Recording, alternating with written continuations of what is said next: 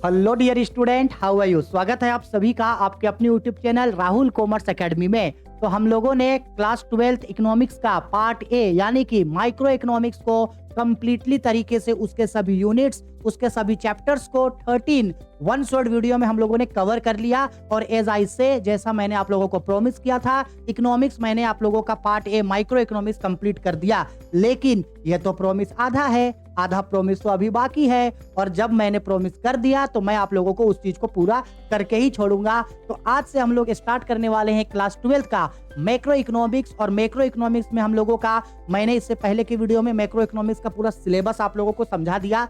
Micro economics में total 5 unit है। उन 5 यूनिट्स के अंदर टोटल 15 चैप्टर्स हैं पढ़ने के लिए। लेकिन उन सारे 15 चैप्टर्स के ऊपर में से हम आप लोगों को 10 से 12 वीडियो लेके आएंगे। 10 से 12 वीडियो के अंदर में सभी चैप्टर, सभी यूनिट, सभी टॉपिक्स क्लियर कर दूंगा, जिससे क्लास 12th का ये जो मैक्रो इकोनॉमिक्स है वो हम लोगों का 100% सिलेबस खत्म हो जाएगा। उसके बाद क्या बचेगा? उसके बाद chapter by chapter objective, chapter by chapter objective का भी वीडियो स्टार्ट हो गया है। साथ ही साथ chapter by chapter objective video भी आ जाएगा। साथ ही साथ previous year question paper, model paper, test series, marathon class, उन सब का वीडियो इसी चैनल पे आप लोगों के लिए अपलोड होना स्टार्ट हो गया है। उन सबको देखो, हम जो पढ़ा रहे हैं वो सब कर लो। उसको करने से पूरे इकोनॉमिक्स में 100% सिलेबस खत्म हो जाएगा। इकोनॉमिक्स में ना तो कोई डाउट रहेगा, ना ही कोई प्रॉब्लम रहेगा। ठीक है, चलो स्टार्ट करते हैं। और आज से हम लोग सबसे पहला हमारा ये जो मैक्रो इकोनॉमिक्स है उसमें जो सबसे पहला यूनिट है और उस यूनिट का जो सबसे पहला चैप्टर है जिसका नाम है मैक्रो इकोनॉमिक्स एंड इंट्रोडक्शन, इस चैप्टर को हम लोग पढ़ते हैं। इस वीडियो में हम लोग पूरा डिटेल में मैक्रो इकोनॉमिक्स का मीनिंग, मैक्रो इकोनॉमिक्स क्या होता है, उसका फीचर, उसका इंपॉर्टेंस, उसका स्कोप, साथ ही साथ माइक्रो और मैक्रो इकोनॉमिक्स में क्या क्या डिफरेंसेस होता है, साथ ही साथ स्टॉक और फ्लो में क्या डिफरेंसेस होता है, गुड्स क्या होता है, कितने टाइप्स का गुड्स होता है, इन सारे चीजों को हम लोग पढ़ेंगे और पूरा का पूरा ये यूनिट हम लोगों का कवर हो जाएगा। ठीक है, चलो आओ स्टार्ट करते हैं। सबसे पहला जो हम लोगों के मन में क्वेश्चन आएगा वो आएगा कि सर आखिरकार मैक्रो इकोनॉमिक्स होता क्या है। अच्छा, पता है माइक्रो इकोनॉमिक्स पढ़ाते समय इनिशियल टाइम पे स्टार्टिंग में हम आप लोगों को क्या बताए थे? हम ये बताए थे कि ये जो हम लोगों का इकोनॉमिक्स होता है इसको 2 ब्रांचेस यानी इकोनॉमिक्स को माइक्रो और मैक्रो में बांटा गया है। माइक्रो और मैक्रो में किसने बांटा है? तो माइक्रो और मैक्रो में रेगनर फ्रीस ने इकोनॉमिक्स को माइक्रो और मैक्रो में बांटा। माइक्रो और मैक्रो वर्ड कहां से आया है? तो माइक्रो और मैक्रो वर्ड जो है वो ग्रीक भाषा से आया है। माइक्रो और मैक्रो शब्द कहां से आया है? ग्रीक भाषा से आया है। और माइक्रो और मैक्रो को किसने बांटा था? रेगनर फ्रीस ने बांटा था। फादर ऑफ इकोनॉमी, अर्थशास्त्र का पिता किसे कहा जाता है? तो एडम स्मिथ को कहा जाता है। ठीक, अब हम लोगों ने इसमें जितने भी वीडियो है माइक्रो इकोनॉमिक्स को हम लोगों ने टोटल 13 वीडियोस के अंदर पढ़ लिया। अब बारी है हम लोगों का मैक्रो इकोनॉमिक्स। अब इन दोनों का मतलब थोड़ा सा हम फिर से रिपीट करवा दे रहे हैं। माइक्रो इकोनॉमिक्स का मतलब हम लोग क्या जाने थे कि जब कभी भी छोटे छोटे चीजों का, इंडिविजुअल चीजों का, स्मॉल यूनिट्स का जब स्टडी किया जाता है तो वो माइक्रो इकोनॉमिक्स के अंदर आता है। देखो, हम नॉर्मल बता दे रहे, एक व्यक्ति का आय, एक फार्म का उत्पाद, एक व्यक्ति, एक परिवार, एक फार्म, एक उत्पादक, छोटे छोटे चीजों के बारे में अध्ययन व्यष्टि अर्थशास्त्र यानी माइक्रो इकोनॉमिक्स में होता है। और जब हम लोग छोटे छोटे चीजों का, इंडिविजुअल चीजों का स्टडी ना करके पूरा एंटायर इकोनॉमी का स्टडी करते हैं, पूरे अर्थशास्त्र का अध्ययन करते हैं, पूरे कंट्री का स्टडी करते हैं, एक आदमी का इनकम नहीं, पूरे कंट्री का इनकम पढ़ते हैं, एक प्रोड्यूसर का प्रोडक्शन नहीं, पूरे कंट्री का प्रोडक्शन पढ़ते हैं। यानी जब हम लोग पूरा एंटायर लेवल ऑफ इकोनॉमी के बारे में पढ़ते हैं तब हम लोग उसको मैक्रो इकोनॉमिक्स बोलते हैं। माइक्रो मतलब छोटा होता है, मैक्रो मतलब बड़ा होता है, माइक्रो मतलब इंडिविजुअल होता है, मैक्रो मतलब एंटायर लेवल ऑफ इकोनॉमी होता है। मैक्रो इकोनॉमिक्स में हम लोग जितना भी चीज माइक्रो इकोनॉमिक्स से पढ़े उसका सब चीज खत्म। मैक्रो इकोनॉमिक्स अलग टॉपिक होगा। मैक्रो इकोनॉमिक्स में पूरा एंटायर लेवल ऑफ इकोनॉमी, पूरे देश का अर्थशास्त्र के बारे में हम लोग बात करेंगे। ठीक है, चलो अब सबसे पहले हम लोग मैक्रो इकोनॉमिक्स का मीनिंग करते हैं। अच्छा से इसका स्क्रीनशॉट ले लेना, बहुत ही इजी वे में लिखे हैं ताकि आप लोगों को एक बार में समझ में आ जाए। ले लिए screenshot. What is macro economics? देखो वही बोल रहे हैं, macro economics refer to that branch of economics where the entire economy is study, जिसको याद रखना, जहां हम लोग पूरे इकोनॉमिक्स का, पूरे एंटायर लेवल ऑफ इकोनॉमी का स्टडी करते हैं। It is also called big economy. Under this, the entire economy is study. This is the exact opposite of microeconomics. Macroeconomics, microeconomics का ठीक opposite होता है। Under this, mainly things like total income, total employment, total production, total investment, total saving, total consumption, total supply, total demand, general price level, national income, national savings, national investment etcetera are study. यानी इन सारे चीजों का study करते हैं, individual चीजों के बारे में नहीं, पूरे एंटायर लेवल ऑफ इकोनॉमी के बारे में स्टडी करते हैं। It is related to the entire economy, इसके संबंध संपूर्ण अर्थव्यवस्था से होता है। ठीक है, छोटे छोटे चीजों का स्टडी नहीं करेंगे, वो माइक्रो में करेंगे। एक आदमी, एक प्रोड्यूसर के बारे में माइक्रो पढ़ना है और पूरा एंटायर इकोनॉमी के बारे में मैक्रो में। एक पर्सन का डिमांड माइक्रो में, एग्रीगेट डिमांड मैक्रो में। एक प्रोड्यूसर का सप्लाई माइक्रो इकोनॉमिक्स में, and aggregate supply macro economics में। ठीक है, एक पर्सन का इनकम माइक्रो इकोनॉमिक्स में, नेशनल इनकम मैक्रो इकोनॉमिक्स में। समझ में आ रहा है? एक पर्सन का इन्वेस्टमेंट माइक्रो इकोनॉमिक्स में, पूरा कंट्री का नेशनल इन्वेस्टमेंट मैक्रो इकोनॉमिक्स में। आया समझ में? ठीक, अब मैक्रो इकोनॉमिक्स का फीचर्स, कि भाई इसका फीचर्स क्या होता है। पहला, study of all units. Macro economics को स्टडी करके हमको पूरे इकोनॉमिक्स का स्टडी हो जाता है। Related to the entire economy, इसके संबंध पूरा इकोनॉमी सिस्टम से होता है।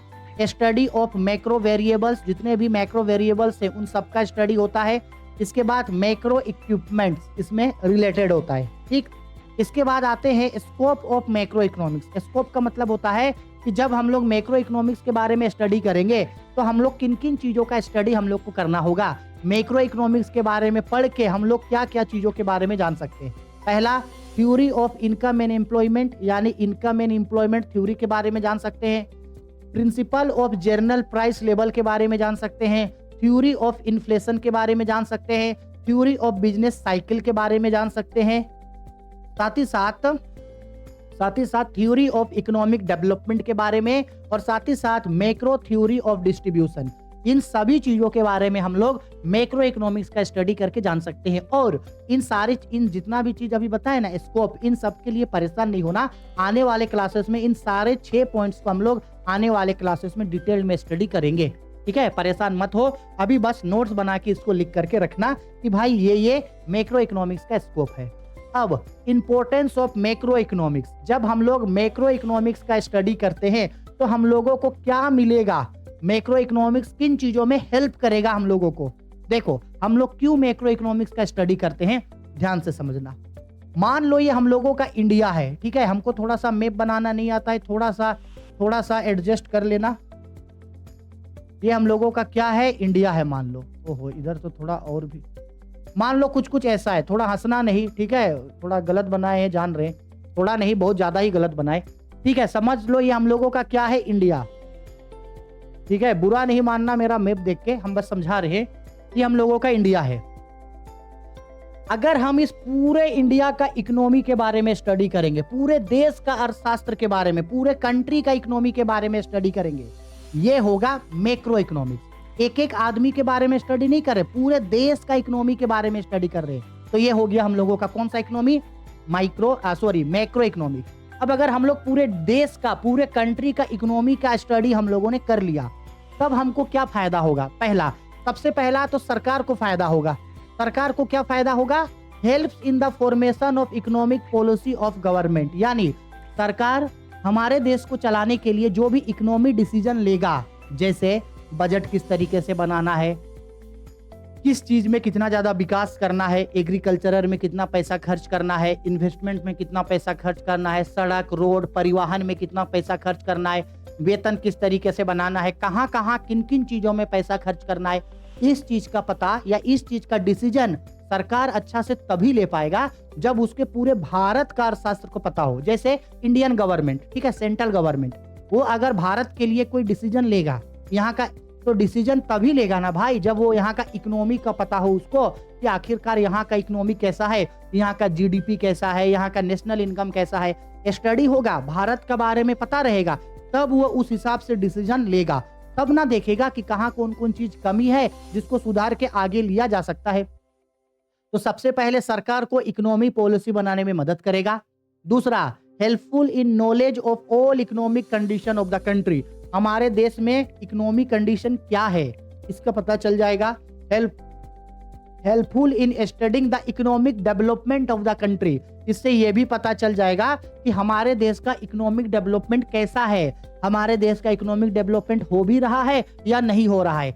जैसे हम लोग सुनते हैं ना कि भारत एक डेवलपिंग कंट्री है, डेवलप्ड कंट्री नहीं है, एक डेवलपिंग कंट्री है। तो भारत में किस तरीके से विकास हो रहा है, इकोनॉमिक डेवलपमेंट कितना हो रहा है, पिछले साल के मुकाबले इस साल इकोनॉमिक डेवलपमेंट कितना हुआ, ये सब का स्टडी हमको पता चल जाएगा मैक्रो इकोनॉमिक्स से।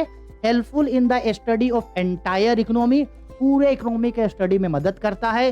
Helpful in the economy of micro economics, और जब पूरे इकोनॉमिक्स का स्टडी कर लेंगे तो ऑटोमेटिक हम लोग माइक्रो इकोनॉमिक्स का भी स्टडी अपने आप हो जाएगा। इसके बाद helpful in the international comprehension. हाँ, ये भी बहुत इंपॉर्टेंट है। हम अगर हमारे इंडिया का पूरा इकोनॉमी के बारे में स्टडी कर लिए तो इंडिया को देखते हुए हम इंडिया का कंपैरिजन किसी दूसरे कंट्री के इकोनॉमी से कर सकते। जैसे अगर इंडिया का कंपैरिजन हम अगर अमेरिका का इकोनॉमी से करेंगे, हालांकि भारत का इकोनॉमी और अमेरिका का इकोनॉमी का कोई मुकाबला नहीं है। अमेरिका का इकोनॉमी यहाँ है तो इंडियन का इकोनॉमी शायद यहाँ भी एग्जिस्ट नहीं करता है। भले हम लोग कितना भी बोल दे भारत एक विकसित देश है, भारत में बहुत चीजों का उत्पादन हो रहा है, भारत का इकोनॉमिक ग्रोथ ऐसा हो रहा है, कुछ भी हो, लेकिन ये एक्सेप्ट करना ही होगा कि अमेरिका का इकोनॉमी भारत का इकोनॉमी के मुकाबले कई गुना ऊपर है। ठीक है ना। अगर किसी देश में अगर रोड बन गया, किसी देश में अगर रेलवे बन गया, किसी देश में अगर विदेशों से बहुत लोग घूम के आ रहे हैं, उसका मतलब उस देश का इकोनॉमिक डेवलपमेंट नहीं उससे तय होता है। ठीक है, इकोनॉमिक डेवलपमेंट कई चीजों पे डिपेंड करता है, कई वेरिएबल्स पे इकोनॉमिक डेवलपमेंट वेरी करता है, लेकिन उस पे हम लोग अभी नहीं जाएंगे। बस इतना समझ लो कि अगर हम लोग पूरे देश का इकोनॉमी मैक्रो इकोनॉमिक्स कर लिए, पूरे देश का इकोनॉमी के बारे में पता चल गया, तो उसका कंपैरिजन हम किसी दूसरे देश से कर सकते हैं और बता सकते हैं कि उस कंट्री के मुकाबले हमारे कंट्री का इकोनॉमी आगे है या उस कंट्री के मुकाबले हमारे कंट्री का इकोनॉमी पीछे है। इस चीज में हम लोगों को ये मदद करता है। क्लियर है? चलो, बहुत इजी वे में समझा दिए इस चीज को। अब आगे आते हैं, major differences between micro and macro economics. Following are the major differences between micro and macro economics. Most important चीज, हमको लग रहा है एग्जाम में हाई क्वेश्चन जरूर मिले के चाहिए, हाई क्वेश्चन एग्जाम में जरूर मिले के चाहिए, मतलब ये क्वेश्चन एग्जाम में जरूर मिल सकता है। चलो फिर डिफरेंसेस करते हैं, और हम हमेशा समझाते हैं ना, जब कभी भी डिफरेंसेस हो उसको हमेशा टेबल में प्रेजेंट करना। ठीक, यहाँ पे लिख दिए माइक्रो इकोनॉमिक्स, यहाँ पे लिख दिए मैक्रो इकोनॉमिक्स, और यहाँ पे सीरियल नंबर 7-8 डिफरेंसेस करेंगे। चलो, माइक्रो इकोनॉमिक्स। माइक्रो इकोनॉमिक्स क्या होता है भाई? Under micro economics individual unit are studies. याद रखना, इंडिविजुअल चीजों के बारे में पढ़ते हैं। और मैक्रो इकोनॉमिक्स में entire level of economy. Under macro economics the entire economics, वहां इंडिविजुअल चीजों के बारे में, यहाँ पे सभी चीजों के बारे में। समझ में आया? यानी देखो, हम कितना पैसा कमाए, माइक्रो इकोनॉमिक्स, हम सब कितना कमाए, मैक्रो इकोनॉमिक्स। समझ में आ रहा है? मेरा डिमांड कितना है, माइक्रो इकोनॉमिक्स। एग्रीगेट डिमांड, हम सबका डिमांड कितना है, मैक्रो इकोनॉमिक्स। एक आदमी सप्लाई कितना किया, एक प्रोड्यूसर कितना सप्लाई किया, माइक्रो इकोनॉमिक्स। एग्रीगेट सप्लाई, सब कितना सप्लाई किया। समझ में आ रहा है? Macro economics. Example micro economics का, a consumer, a producer, income of a farm, एक फार्म का डिमांड, एक फार्म का सप्लाई, ये सब होता है माइक्रो में। मैक्रो में नेशनल इनकम हो गया, national saving, national investment, total consumption, journal price level, ये सब हो गया। ठीक है, एग्रीगेट डिमांड और एग्रीगेट सप्लाई हो गया। यहाँ डिमांड सप्लाई, ये aggregate demand, aggregate supply. Under this the behaviour of the person in person study, यहाँ एक पर्सन के बिहेवियर के बारे में पढ़ा जाता है, और यहाँ सोसाइटी के बारे में पढ़ा जाता है। किसके बारे में? सोसाइटी का। This is also called micro और स्मॉल इकोनॉमिक्स। इसको माइक्रो और स्मॉल इकोनॉमिक्स बोलते हैं, इसको मैक्रो या बिग इकोनॉमिक्स बोला जाता है। ठीक, आगे नेक्स्ट माइक्रो इकोनॉमिक्स है ये है क्या इकोनॉमिक्स, माइक्रो इकोनॉमिक्स, ठीक है। और ये क्या है हम लोगों का, मैक्रो इकोनॉमिक्स। देखो माइक्रो में क्या बोल रहा है, under this the study of determining the price of commodity is done. एक गुड्स के प्राइस के बारे में स्टडी किया जाता है, एक गुड्स का प्राइस। और यहाँ जर्नल प्राइस लेवल का स्टडी किया जाता है। जर्नल प्राइस लेवल का मतलब है सभी वस्तुओं का जो दाम होगा वो तय होगा, जो हर जगह होगा। इसके बाद आगे micro economics is also known as price theory. Most important चीज है, मोस्ट इंपोर्टेंट चीज, माइक्रो इकोनॉमिक्स को प्राइस थ्योरी बोला जाता है, तो मैक्रो इकोनॉमिक्स को इनकम एंड एम्प्लॉयमेंट थ्योरी के नाम से जाना जाता है। वो प्राइस थ्योरी है और ये इनकम और एम्प्लॉयमेंट थ्योरी, ठीक है। इनकम और एम्प्लॉयमेंट थ्योरी के ऊपर हम बताएंगे कि J.M.. Keynes, professor J.M.. Keynes ने एक बुक लिखा था, ठीक है। उस बुक के बारे में हम आप लोगों को आने वाले चैप्टर्स में पढ़ाएंगे।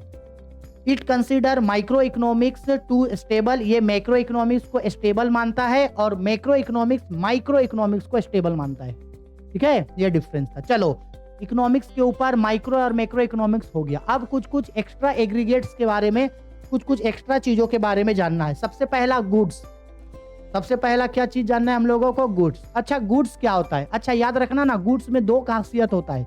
अगर कोई भी ऐसा चीज जो मार्केटेबल है, कोई भी ऐसा चीज जो क्या है मार्केटेबल है, और कोई भी ऐसा चीज जो मूवेबल है, कोई भी ऐसा चीज जो मार्केटेबल है और कोई भी ऐसा चीज जो मूवेबल है, वो मेरा गुड्स कहलाता है। कोई भी चीज को एक जगह से दूसरे जगह तक ले जा सकते हैं, बाजारों में खरीद बेच सकते हैं, तो वो मेरे लिए गुड्स होगा, ठीक। अब ध्यान से सुनना, कोमोडिटीज बोलो, गुड्स को गुड्स बोलो या कोमोडिटीज बोलो, गुड्स या commodities are mainly divided into two types. याद रखना दो टाइप्स का गुड्स होता है, एक होता है हम लोगों का कंजम्पशन गुड्स और एक होता है हम लोगों का प्रोडक्टिव गुड्स। अभी याद रखना अच्छा से, गुड्स दो तरीके का होता है, एक होता है कंजम्पशन गुड्स यानी कि उपभोग वस्तुएं, और दूसरा होता है प्रोडक्टिव गुड्स यानी कि आपका उत्पादन वस्तुएं। ये जो कंजम्पशन गुड्स है इसमें दो गुड्स आता है, और ये जो प्रोडक्टिव गुड्स है इसमें भी दो गुड्स आता है। जैसे कंजम्पशन गुड्स में क्या क्या आएगा, तो कंजम्पशन गुड्स में आएगा हम लोगों का ड्यूरेबल गुड्स और दूसरा non durable goods, non durable goods. और प्रोडक्टिव गुड्स में भी दो गुड्स आएगा, इंटरमीडिएटरी गुड्स आएगा और दूसरा आएगा कैपिटल गुड्स। दूसरा क्या आएगा, कैपिटल गुड्स। तो अब हम लोग थोड़ा डिटेल में पढ़ेंगे कि भाई कंजम्पशन गुड्स क्या होता है। कंजम्पशन गुड्स में जो ड्यूरेबल गुड्स और नॉन ड्यूरेबल गुड्स होता है वो क्या होता है। फिर प्रोडक्टिव गुड्स में जो इंटरमीडिएटरी गुड्स और कैपिटल गुड्स होता है वो क्या होता है। इन सबको अब हम लोग डिटेल में स्टडी करेंगे, ठीक है। तो सबसे पहले कंजम्पशन गुड्स को पढ़ेंगे, फिर प्रोडक्टिव गुड्स। चलो भाई सुनो, कंजम्पशन गुड्स क्या होता है। कंजम्पशन गुड्स को बोला जाता है उपभोग वस्तुएं। कंजम्पशन गुड्स को क्या बोला जाता है, उपभोग वस्तुएं। अब इसका मतलब एकदम सिंपल सा समझ लेना, कंजम्पशन गुड्स का मतलब क्या, वेरी सिंपल। अगर कोई भी गुड्स हम लोग खरीदे, किसी भी गुड्स के लिए हम लोग पैसा खर्च किए और उस गुड्स को हम लोग खुद यूज कर रहे हैं, उस गुड्स का यूज किसी दूसरे गुड्स के प्रोडक्शन के लिए नहीं कर रहे। हम एक गुड्स खरीदे, उस गुड्स को यूज हम कर रहे हैं, उस गुड्स का यूज किसी दूसरे गुड्स के प्रोडक्शन के लिए नहीं कर रहे हैं, तो ऐसे गुड्स को हम लोग बोलते हैं कंजम्पशन गुड्स।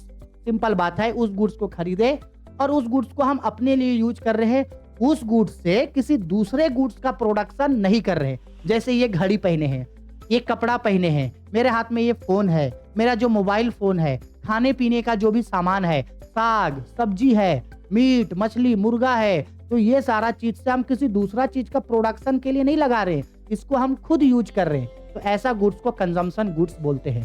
ठीक, दूसरे के लिए दूसरे के प्रोडक्शन में नहीं लगाना है, और अगर उस गुड्स का यूज दूसरा गुड्स के प्रोडक्शन के लिए कर रहे हैं तो वो प्रोडक्शन गुड्स हो जाएगा। एक गुड्स जिसको हम प्रोडक्शन के लिए नहीं लगा रहे हैं वो मेरे लिए कंजम्पशन गुड्स है, और अगर उस गुड्स का यूज किसी दूसरे गुड्स का प्रोडक्शन के लिए कर दिए तो वो मेरे लिए प्रोडक्शन गुड्स है। अब ध्यान से सुनो, कंजम्पशन गुड्स क्या हुआ। The final goods which are purchased and consumed by the consumer are called consumption goods. ऐसा कोई भी गुड्स जिसको कोई प्रोड्यूसर खरीदता है और उसको खुद कंज्यूम करता है तो वो कंजम्पशन गुड्स हुआ। These goods are not used for the production of any goods। इस गुड्स का यूज किसी दूसरे गुड्स के प्रोडक्शन के लिए नहीं किया जाता है। आगे बोल रहा है सच एज फूड आइटम, जैसे कि खाने पीने का जैसे खाने पीने का सामान हो गया, साबुन हो गया, वेजिटेबल्स सब्जियां हो गया, फ्रूट्स फल हो गया, स्टेशनरी का कोई भी सामान हो गया, टेलीविजन यानी कि TV, refrigerator, car, scooter, mobile phone, ठीक है, मोबाइल फोन, हम लोगों का हाथ में है जो घड़ी, कपड़ा, ये सब हम लोगों का है कंजम्पशन गुड्स, कपड़ा भी। इसके बाद consumption goods are mainly divided into 2 types, और हम अभी बताए थे ना कि जो हम लोगों का कंजम्पशन गुड्स है वो 2 टाइप का होगा, ड्यूरेबल और नॉन ड्यूरेबल। देखो very simple, durable goods are those goods which are used for a long period of time. Durable goods are those goods which are used for the long period of time. Non-durable goods are those goods which are not used for the long period of time. It's mean non-durable goods can be used only for short period of time. नहीं समझ में आया ना? समझा रहे। Durable goods ऐसा goods होता है जिसका यूज लंबे समय तक हम लोग कर सकते हैं, जो जल्दी खराब नहीं होता है। जैसे ये कपड़ा, इस कपड़े को ना हम पिछले साल से पहन रहे हैं। अगर आप मेरा पिछले साल का कोई वीडियो देखोगे तो इस कपड़े में वीडियो देखोगे मेरा, पिछले साल से पहन रहे हैं इसको, ठीक है। ये वॉच, इसको कई दिनों से पहन रहे हैं। मेरा मोबाइल फोन हम 2018 में खरीदे थे मोबाइल फोन, उसको सोचो अब तक चला रहे हैं। लैपटॉप ये हम खरीदे थे 2019 में, अभी तक यूज कर रहे हैं। ऐसा कोई साइकिल हम खरीदे थे लगभग 2021 में शायद, अभी तक यूज कर रहे हैं। ऐसा कोई सामान जिसका यूज लंबे समय तक करते हैं वो मेरे लिए होता है ड्यूरेबल गुड्स, ठीक। Which goods remain stable for a longer period of time are called durable goods. These items can be used for a long time. Such goods safety are requirements of the consumers for a long period. Satisfaction होना चाहिए यहाँ पे, sorry ठीक है भाई, satisfy ना है, ठीक है। बोला गया है such as जैसे television, refrigerator, air conditioner, car, scooter, mobile phone, radio etcetera, ये सब मेरे लिए ड्यूरेबल गुड्स होता है। नॉन ड्यूरेबल गुड्स, हाँ जी क्या बोले, non durable goods are those goods which are not used for the long period of time, which can be used only for the short period of time. ऐसा सामान जिसको हम लोग लंबे समय तक यूज नहीं कर सकते हैं, ऐसा सामान जो जल्दी खराब हो जाएगा, उसको बोलते हैं नॉन ड्यूरेबल गुड्स। जैसे हरा साग सब्जी हो गया, कोई भी फ्रूट्स हो गया, बिस्किट हो गया, ब्रेड हो गया, अंडा हो गया, इस सब का यूज हमको जल्दी करना होगा, लंबे समय तक इसका यूज नहीं कर सकते हैं। ऐसे गुड्स को बोलते हैं non durable goods. Goods that can not be consumed for a long period of time are called non durable goods. This goods are used for the short period of time such as, जैसे खाने पीने का सामान, food item, पढ़ाई लिखाई का कोई सामान हो गया, साबुन हो गया, टूथपेस्ट हो गया, फ्रूट्स हो गया, वेजिटेबल्स हो गया एटसेट्रा। क्लियर है भाई? तो ये कंज्यूमेबल गुड्स था जिसको हम लोग खाने में यूज करते हैं। प्रोड्यूसर गुड्स, हम बताएं ना, प्रोड्यूसर गुड्स ऐसा गुड्स होता है जिसका यूज किसी दूसरे गुड्स के प्रोडक्शन के लिए करते हैं। Producer goods are those goods which are mainly used for the production of other goods. क्या बोले? Producer goods are those goods which are mainly used for the production of other goods. किसी दूसरे goods के production के लिए जिन goods का use किया जाता है वो हम लोगों के लिए प्रोड्यूसर गुड्स होता है।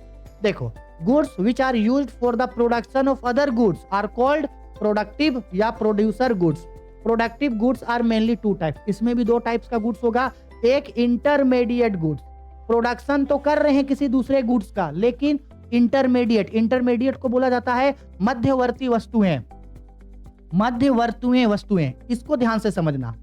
अगर हम किसी ऐसा गुड्स या कोई ऐसा एसेट का यूज कर रहे हैं, कोई ऐसा गुड्स का यूज कर रहे हैं जिसको हम कंजम्पशन के लिए यूज नहीं कर रहे हैं, उस गुड्स का यूज कर रहे हैं किसी दूसरे गुड्स के प्रोडक्शन के लिए, उस गुड्स का यूज कर रहे हैं लेकिन उस गुड्स का यूज कर रहे हैं किसी दूसरे गुड्स के प्रोडक्शन के लिए, तो ये जो गुड्स को यूज कर रहे हैं रॉ मटेरियल के रूप में, ये मेरे लिए होगा इंटरमीडिएट गुड्स।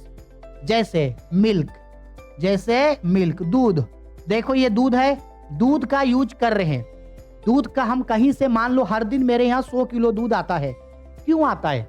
उस 100 किलो दूध से हम किसी चीज को बना रहे हैं। जैसे 100 किलो दूध का यूज हम मिठाई बनाने के लिए करते हैं, 100 किलो दूध से हम दही बनाते हैं, 100 किलो दूध से सपोज कर लो चाय बनाने के लिए यूज करते हैं, 100 किलो दूध का यूज हम पनीर बनाने के लिए करते हैं, 100 किलो दूध का यूज हम मक्खन बनाने के लिए यानी बटर बनाने के लिए करते हैं।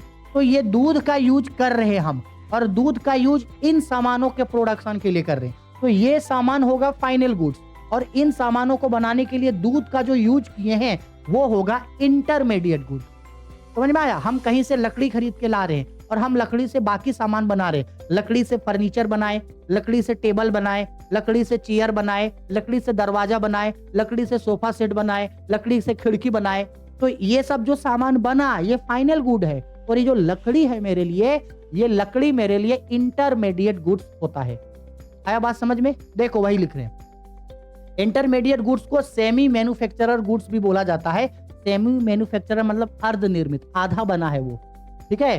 Semi manufacturer goods are called intermediate goods, ये याद रखना।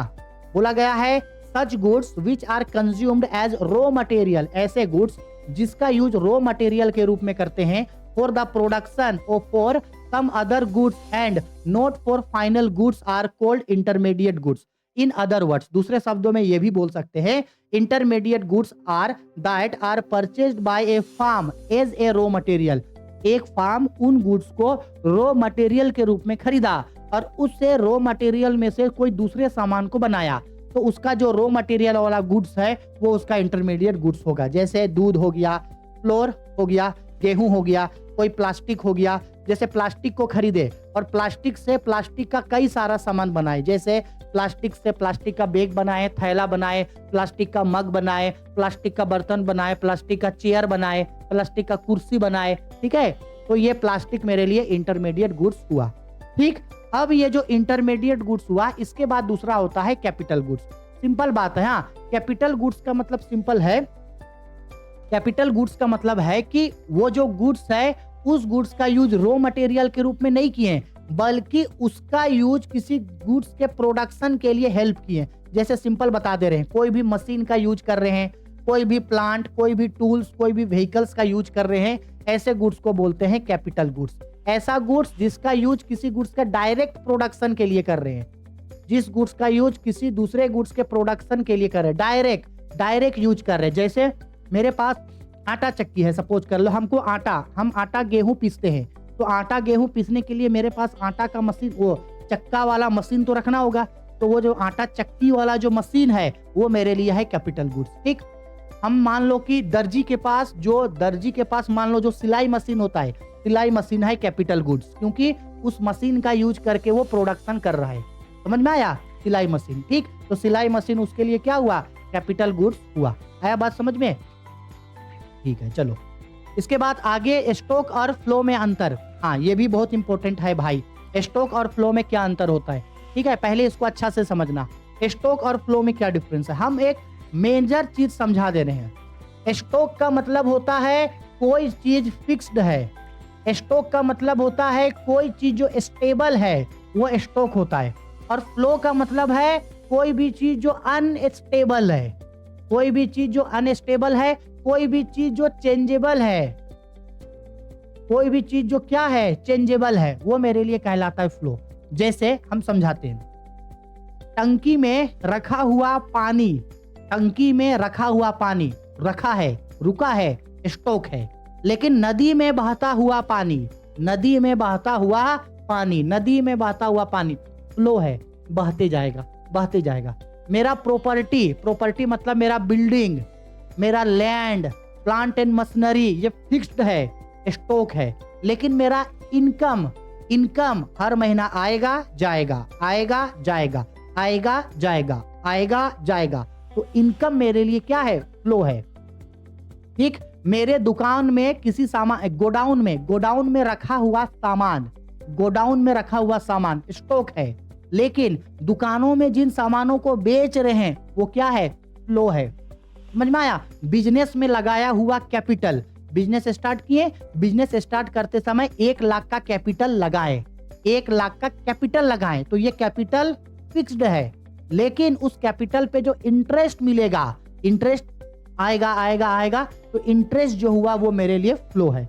आया समझ में? तो यहाँ पे हम कुछ स्टॉक और फ्लो के बारे में चार्ट में समझाए हैं। ये चीज को आप स्टॉक समझ सकते हो, और ये चीज मेरा क्या है, ये चीज मेरे लिए फ्लो है। याद रखना, स्टॉक का मतलब है रुका है, और फ्लो का मतलब है आएगा जाएगा, बढ़ते घटते रहेगा। आया समझ में? बोलो, आया कि नहीं आया समझ में? ठीक है, एक बार इसको अच्छा से पढ़ना, समझ में आ जाएगा हम क्या बोल रहे हैं। अब मोस्ट इंपॉर्टेंट चीज, स्टॉक और फ्लो में क्या डिफरेंसेस होता है। बहुत इंपॉर्टेंट चीज, write the major differences between stock and flow. There are following differences between stock and flow. यहाँ पे लिख दिए स्टॉक, यहाँ पे लिख दिए फ्लो। स्टॉक और फ्लो में क्या डिफरेंसेस होता है, ठीक। देखो पहले बेसिस में क्या लिखे हैं। बेसिस में सबसे पहला देखो मीनिंग, स्टॉक क्या होता है। Stock means the amount of economy takes measure at particular economics, गलती से लिखा गया, economics measured at a particular time point. एक निश्चित समय के बाद जो बच गया वो स्टॉक है, और एक समय में जो भी चीज आया गया वो फ्लो है। Care means an economic that is measured during a period of time. एक टाइम खत्म होने के बाद जो बचा स्टॉक है, और एक टाइम पे जो चीज हो रहा है वो फ्लो है। आगे stock have no time horizon, मतलब इसमें समय तत्व का होना जरूरी नहीं है। Flow has a definite time parameter, यहाँ पे एक टाइम का होना जरूरी है, क्योंकि ये टाइम के दौरान ही फ्लो होगा। स्टॉक इज स्टेबल कॉन्सेप्ट, इसको याद रखना, स्टेबल। स्टॉक क्या होता है, स्टेबल होता है। फ्लो क्या होता है, वेरिएबल। वेरिएबल का मतलब होता है अनस्टेबल होता है। वेरिएबल का मतलब अनस्टेबल होता है, ठीक है। चलो अब कुछ एग्जाम्पल, ऊपर जो एग्जाम्पल लिखे थे वही एग्जाम्पल बता दिए। ये हम लोगों का है स्टॉक, ठीक है, और ये मेरे लिए है हम लोगों का फ्लो। ये हम लोगों का है फ्लो, ठीक है। आया समझ में, बस हो गया। इतना ही इस चैप्टर में पढ़ना है, इससे ज्यादा इस चैप्टर में कुछ नहीं पढ़ना है। स्टॉक और फ्लो में डिफरेंसेस कई बार पूछ चुका है, इसलिए उन सभी को स्टॉक और फ्लो का डिफरेंसेस को अच्छा से जरूर करना। बस हो गया, इस चैप्टर में इतना ही, इससे ज्यादा और कुछ नहीं, ठीक है। आई होप वीडियो पसंद आई। वीडियो पसंद आई है तो लाइक करो, शेयर करो, कमेंट करो, ज्यादा से ज्यादा वीडियो को शेयर करो। कमेंट जरूर क्या करो ना, आप लोग लाइक करते हो ना, आप लोग कमेंट करते हो, इतना आप लोगों के लिए मेहनत कर रहे हैं, थोड़ा सा सपोर्ट आप लोग भी करो। ज्यादा से ज्यादा वीडियो को शेयर करो, ताकि आपके सभी दोस्तों के बीच, आप चाहे झारखंड बोर्ड के स्टूडेंट है, बिहार बोर्ड के स्टूडेंट, क्योंकि देखो झारखंड बोर्ड और बिहार बोर्ड का सिलेबस सेम है, तो भाई जब सिलेबस सेम है तो सारे स्टूडेंट को तो इकोनॉमिक्स पढ़ना है। आर्ट्स, कॉमर्स, साइंस तीनों ही स्ट्रीम के स्टूडेंट के लिए इकोनॉमिक्स वही पढ़ना है। तो फिर वीडियो को ज्यादा से ज्यादा शेयर करो, ज्यादा से ज्यादा स्टूडेंट तक वीडियो को पहुंचाओ, ज्यादा से ज्यादा हमारे चैनल से लोग जुड़े और अपना पढ़ाई कर सके, ठीक है। चलो बाय, टेक केयर।